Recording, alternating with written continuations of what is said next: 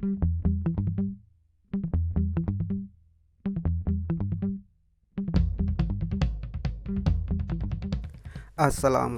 warahmatullahi wabarakatuh. Selamat pagi sahabat madrasah.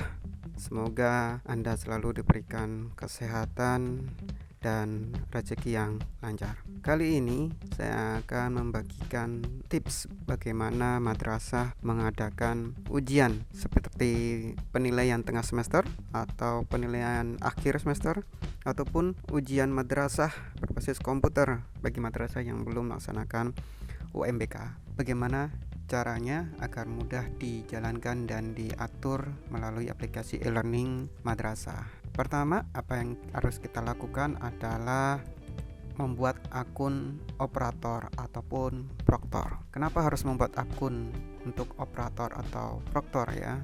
Bukan akun guru di sini maksudnya ya.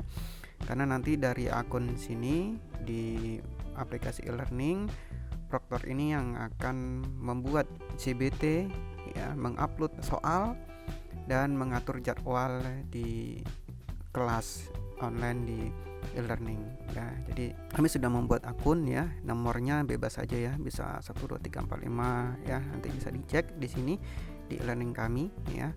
Passwordnya simpel saja 1 2 3 4 5 6. Ini sudah dibuatkan, kita login. Setelah dibuat ya, apa selanjutnya ya?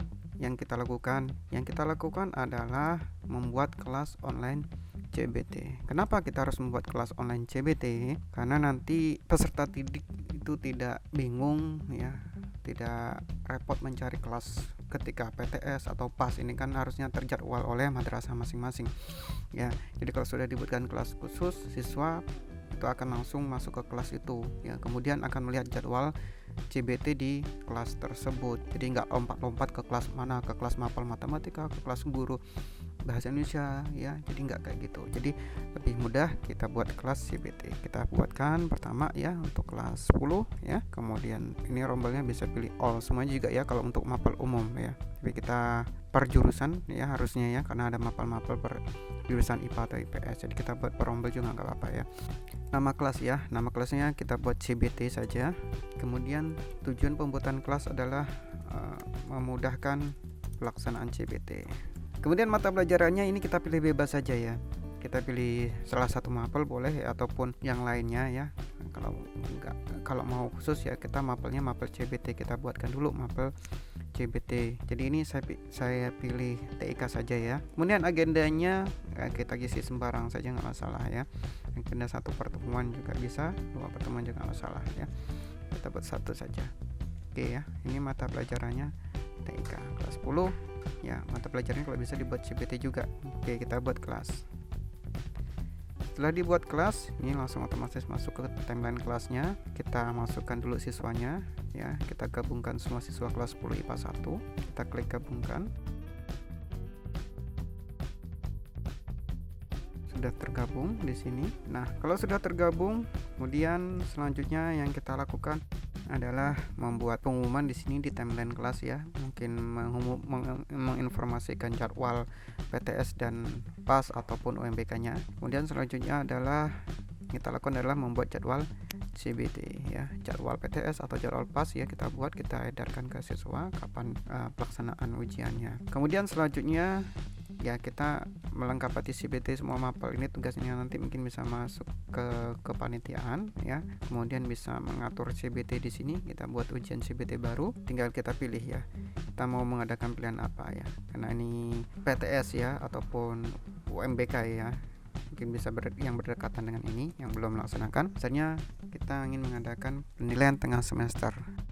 Mapel apa nanti. Kemudian durasi waktunya 120 menit atau 2 jam. Tanggal mulai ya kita atur ya, jadwal tadi yang sudah kita buat. Misalnya kita mau mulai PTS mulai Senin depan tanggal 12 April ya, PTS.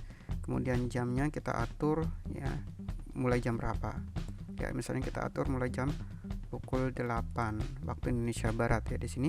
Kemudian batas akhir ujiannya di hari yang sama sampai pukul, misalnya kita kasih waktu kalau 2 jam kan sampai pukul 10 nih. Jadi mungkin kita kasih waktu keterlambatan 1 jam misalnya, jadi sampai pukul 11 saja. ya, batas akhir ujian ya. Kemudian jenis soal secara acak atau urut ini bisa dicentang ya. Kemudian ketika Anda mengaktifkan ujian ya, token ujian akan otomatis di-share ke siswa. Ini tinggal aktifkan ujian atau tidak ya. Kalau kita aktifkan nanti sudah langsung muncul di akun siswa terjadwalnya ini ya, tinggal diklik oleh siswa. Oke ya, kita simpan dan tutup ya. Atau bisa langsung kalau soalnya sudah siap bisa langsung import soal ya melalui template. Kalau belum ada kita buat jadwalnya dulu. Kemudian kita buat lagi jadwalnya dan lainnya PTS yang tadi. Kalau tadi PTS matematika, mungkin sekarang PTS bahasa Indonesia ya, waktu 2 menit. Nah misalnya ini di hari yang sama juga, tanggal 12 April ya. Nah kita jadwal berikutnya setelah zuhur, misalnya kita mulai jam 1 ya, kemudian jam 2 jam 3 seharusnya selesai. Kita beri sama seperti tadi ya, kita kasih keterlambatan maksimal 1 jam sampai pukul 16 ya. Simpan dan tutup. Oke, nah nanti seterusnya ya sampai seluruh mapel lengkap ya. Kemudian untuk kelas yang lain kita kembali ke time class, ini tinggal kita copy saja ya. Tinggal kita copy CBT-nya ya kalau sudah selesai. Jadi kita nganggapin satu kelas, soal ujian berbasis CBT-nya kita copy ke kelas yang lain ya, ke kelas yang kita buat di akun Proktor ya. Baiklah, mungkin sampai di sini dulu tips bagaimana melaksanakan PTS ataupun PAS ataupun ujian madrasah berbasis komputer di madrasah. Ada pertanyaan, saran dan komentar silahkan berikan di kolom komentar. Terima kasih. Semoga lancar melaksanakan ujian madrasah menggunakan aplikasi e-learning madrasah. Assalamualaikum warahmatullahi wabarakatuh.